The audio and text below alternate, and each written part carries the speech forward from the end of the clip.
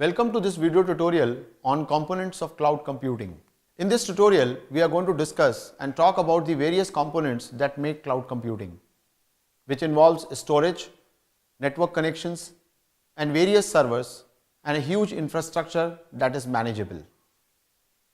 These all things come together and serve as a cloud computing infrastructure. In this tutorial, we are going to talk about data centers, what they are. We will try to define data centers. We will also discuss about cloud storage, which is very important component. And also, I will explain you about the virtualization. Let us talk about data center. What exactly a data center is when it comes to an enterprise, when it comes to a big organization, or maybe a government organization, whatever it is. If you try to bind a data center in a definition, it's a very difficult job. But however, when we think about data centers, it's a huge infrastructure consisting of several servers which any company uses in order to store, process and serve this data to various clients who want to get access to this information. And this phenomena is also known as client-server architecture.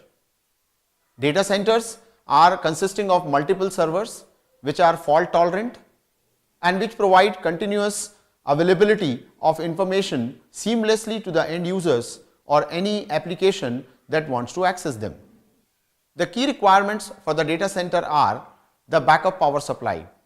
Every single enterprise that has data centers, they have to ensure uninterrupted power supply through gensets and through regular power supply so that your data centers don't go down when they are working, when they are providing data to the users.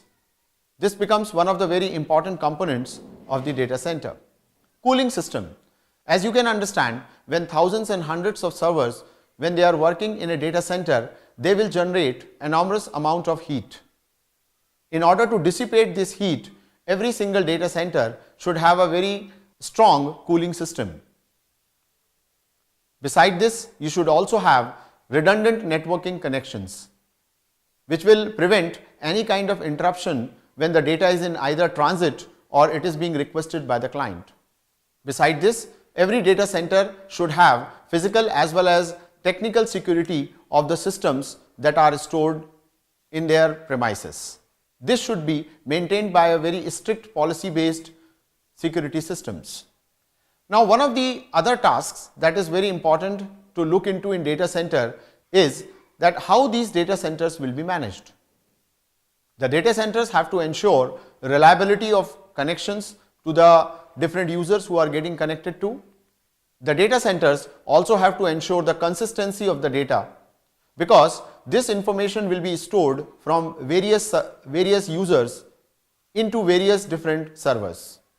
And when this information is stored within the data center, this data center should ensure that this information is consistent, it is online and it is updated. In data center management, the large company or organizations can either manage this entire data center on their own, or they may even be outsourcing this management to some third party. But please remember, data centers are not simple IT infrastructure which is owned by small organizations where you have few servers or few computers or few storages. Data centers are huge infrastructure. Data centers are used to provide cloud solution services to private and business applications. Now, these applications can be used or can be hosted via data centers. Data centers actually start acting as a cloud once the information which is stored in the data center may or may not be privately owned by individual organizations or companies. Now, one of the confusion that can be there is, what is the difference between cloud and data center? Are they same or are they different from each other? Now, let me try to dispel this doubt or myths about cloud versus data center confusion. A cloud is an off-the-premises form of computing that stores data on internet. In a cloud, the data is not stored in the local servers or local storage locations. Whereas in a data center, it refers to on-premises hardware that stores the data within the organization's local network. Clouds are usually maintained and managed by third party. Data centers are run by the in-house IT department. Please remember, these are some thin line differences which may become or which may merge together, and it may also cause a kind of a blur in between the definition between a cloud and data center. However, I am trying to explain to you the fundamentally how do you differentiate between the cloud and the data center. Another characteristic of the cloud is that the cloud providers may use multiple data centers to store data and provide a variety of services. That is where the difference is. It may be that Amazon has their data centers spread across the entire globe, but they may not be using one data center to provide information or provide services to different clients. They may connect all these data centers to provide information or services to the different clients. When we talk about data centers, they are in-house hardware components. That means they do not spread across multiple zones or multiple geographical locations to provide these services. In terms of cloud, the focus is on reliability of data and not where the data is stored. And many times when you are probably using Google Mail or you are using any other cloud related services, you may actually do not know that where exactly this data is residing. It may be residing on a server which may be located far away in some US location, or it may be in Singapore or wherever it is. However, when we look into the data centers, it simply means you have a specific place which is housing specific servers which provide access and storage.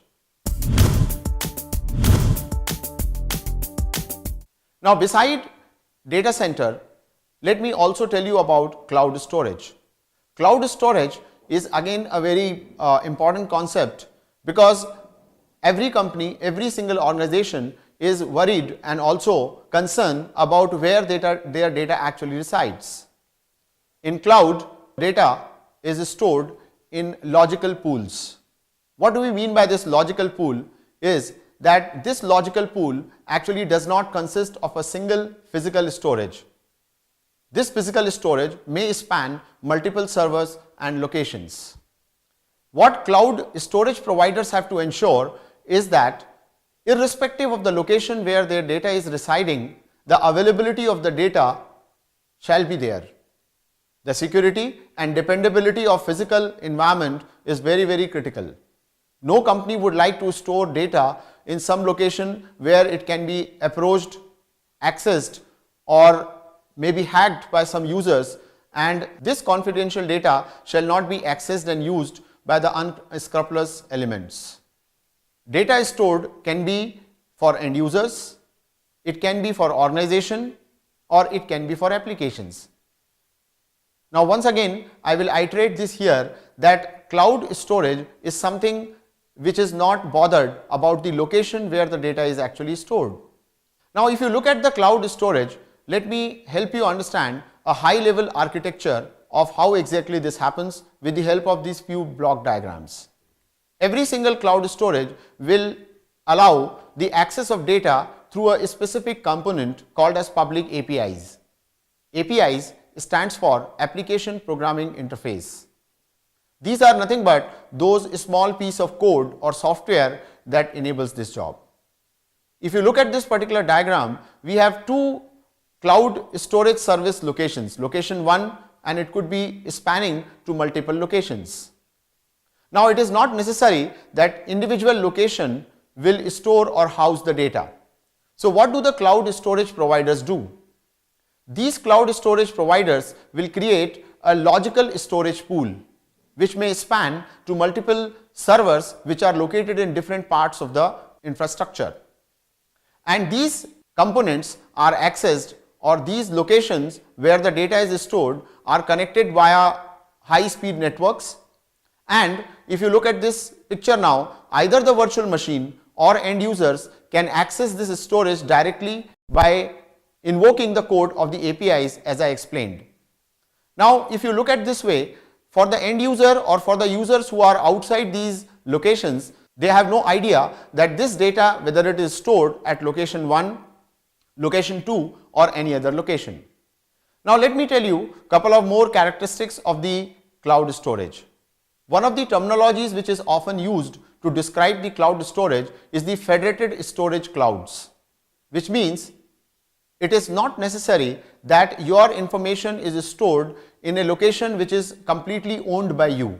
It may be that the storage may be owned by multiple companies, but your data is being stored and accessible to you via single means, and it may be a distributed storage, but you still access this data as a single unit.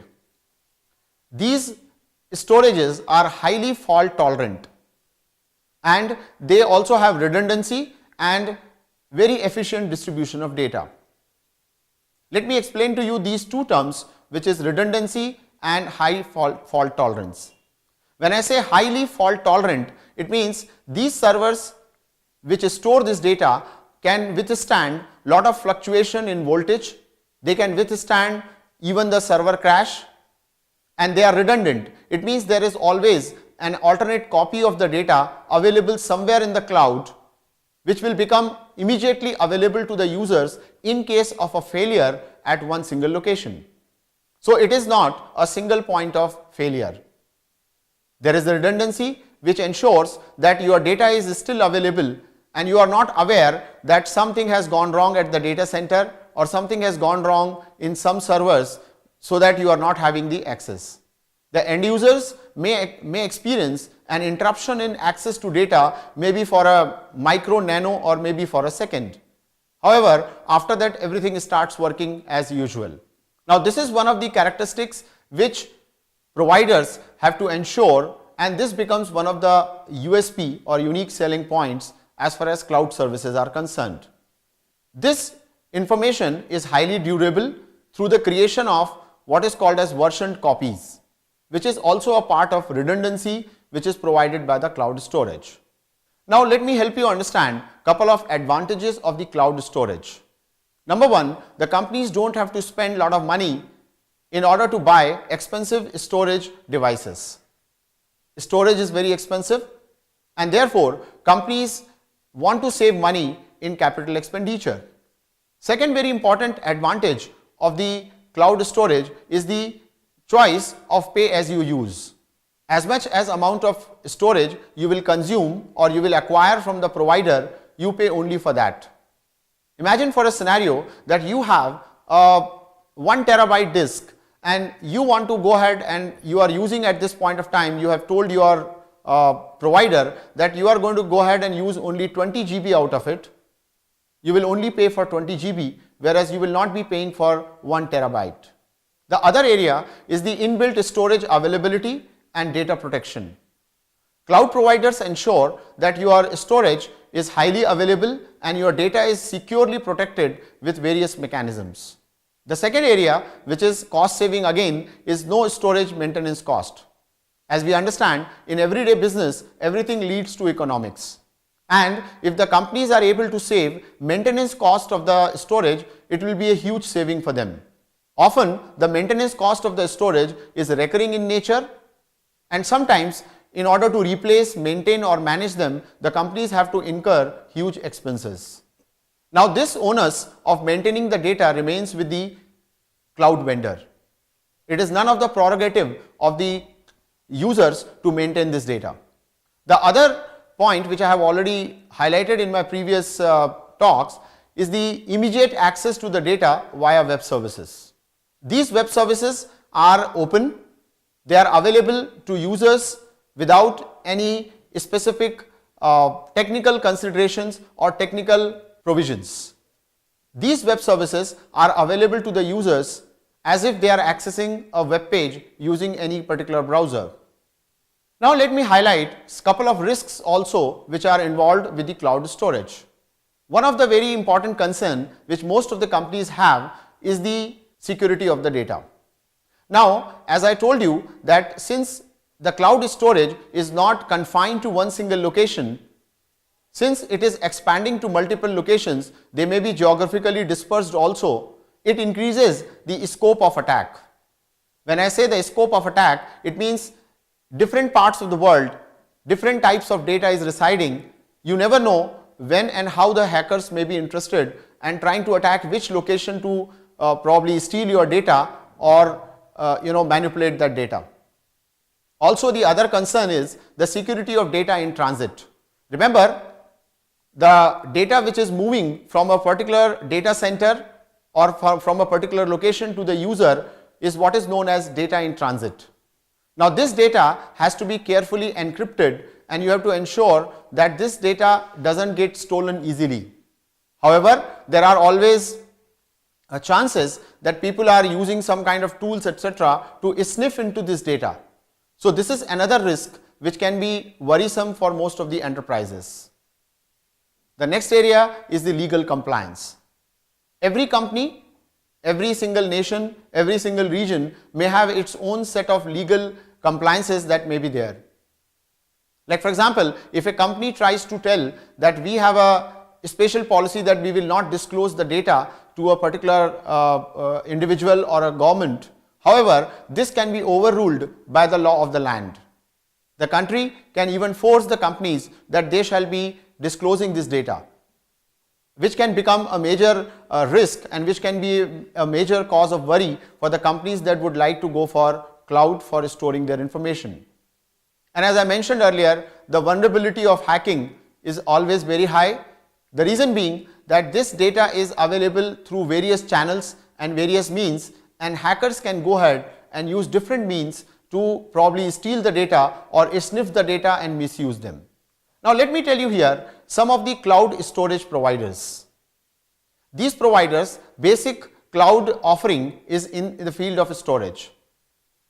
As I mentioned earlier, Amazon S3, Google, Microsoft Azure, and these are the ones which offer these cloud storage.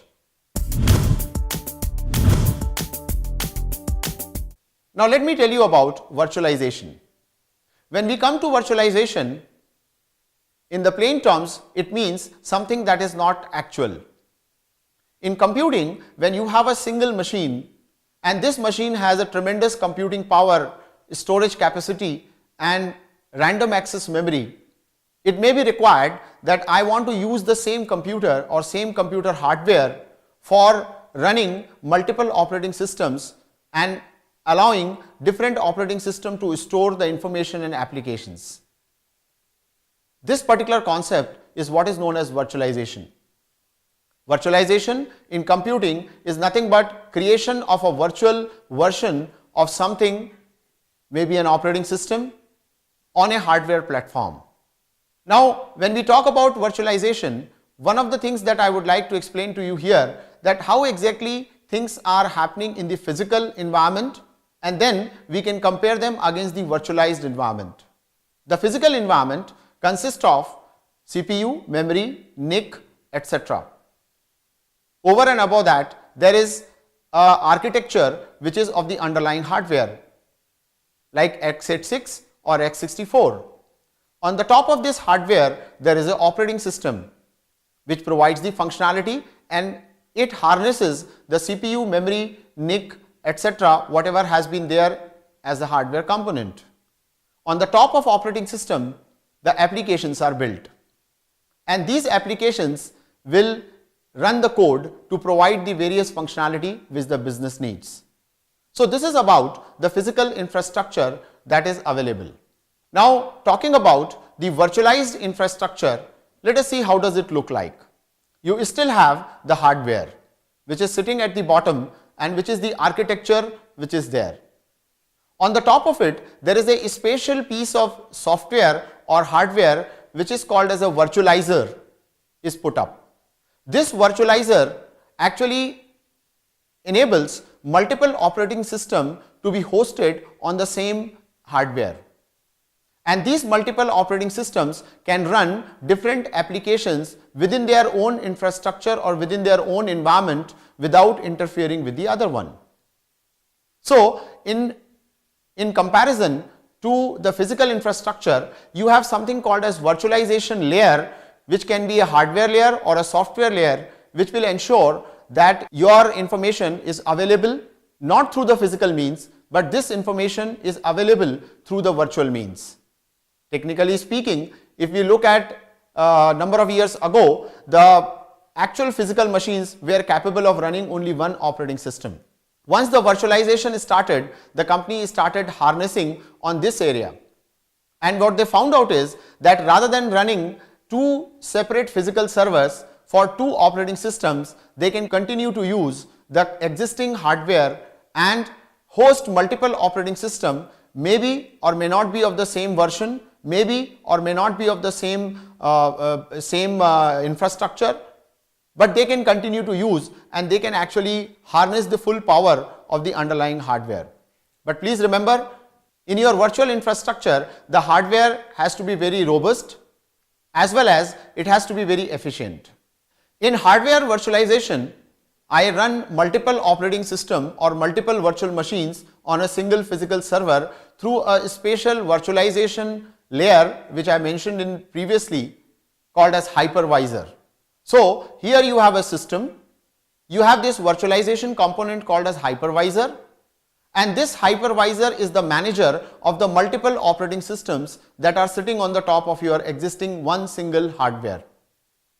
Now this hypervisor will automatically ensure the availability of memory, disk and computing power to different operating systems which are sitting on the top of it. The operating system is not at all responsible for allocating the resources it has to the different operating systems which are running in a virtualized environment. This job is carried out by the hypervisor. This particular phenomena is what is hardware abstraction means. In hardware abstraction, what you basically have is the sharing of resources of the physical infrastructure, and you have multiple operating systems which can directly access these resources seamlessly via hypervisor. Virtualization basically abstracts computer resources logically with the help of virtual machines. The cloud determines how those virtualized machines are allocated, delivered and presented. These virtual machines are nothing but combination of various resources such as CPU, disk, memory, etc.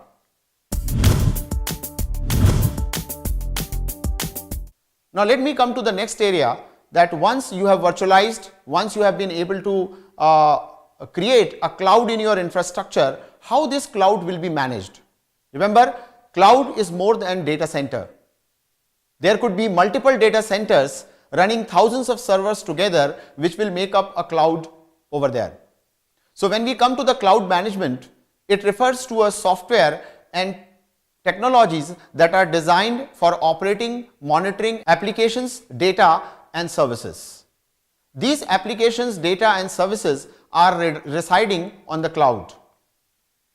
Cloud management is also tries to ensure the agility. It also tries to ensure your resources are optimally used and they have least of the downtime, and they will immediately be able to report if there is an issue going on with the existing cloud infrastructure. There are a lot of products which are available for cloud management in the current scenario. They are technically known as CMP or cloud management platforms. These products are actually managing public, private and hybrid cloud environments. They have a self-service interface which enables metering and billing, and also it also does what is called as workload optimization. It means if a particular cloud is hosting multiple cloud users, it should be able to optimize the speed, the storage, etc. optimally, so none of the users will face any interruption or sluggishness in the services that they are obtaining. There are advanced products for cloud management. These advanced products integrate with the external enterprise management systems, and they also support configuration of storage and network resources. You can consider these advanced products like a plugin. For example, if a company is already using one of its internal management system, these cloud management components can plug into them. And once these cloud management components are plugged into it, they will support configuration of the cloud components. They will support the entire infrastructure management, network resources, etc. And these advanced components will also ensure or allow various other functionalities with the resource management. What does this simply mean is, with these advanced software, it is possible for the companies to go ahead and decide how much amount of resources can be utilized by a particular service, or how much amount of disk space will be used by a particular application. This is technically termed as resource throttling. These softwares support that. They also help to improve guest performance and availability by means of continuous monitoring and adjustment of resources which are allocated to them. Now, there are two types of cloud management packages or applications which are available. One, which are open source. Some of the companies which offer this open source are Apache, CloudStack, Eucalyptus, OpenStack. The only problem with these products are that they require some extensive in-house development, configuration, and they will also include lot of cost involved in operation wise. However, you don't have to pay much of the cost at the time when you are trying to install them. Primarily, these particular CMPs don't require you to invest or buy the cloud management package. They will be available most of the times free of cost. But there is a cost, and that companies have to incur is to do something called as in-house development and management of these open source CMPs. However, there are commercial vendors like Microsoft and VMware who offer commercial off-the-shelf capabilities to managing the different resources that are there.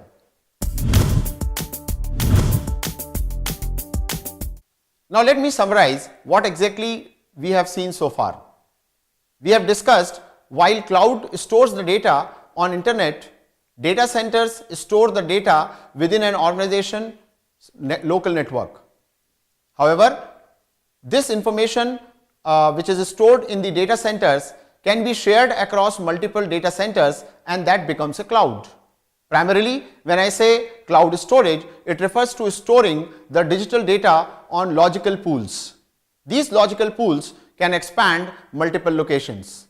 Cloud storage is a very expensive friendly, I would say, in the sense that it will save a lot of capital expenditure, and it provides pay-per-use model so that the companies don't have to spend a lot of money in buying expensive hard disks, etc., and manage them. Virtualization is very cost effective because at the cost of one single hardware, you are in a position to run multiple operating systems. And cloud management, you have two options: either you go for open source or commercial vendors like VMware or Microsoft, which can provide you complete functionality and management of your cloud infrastructure.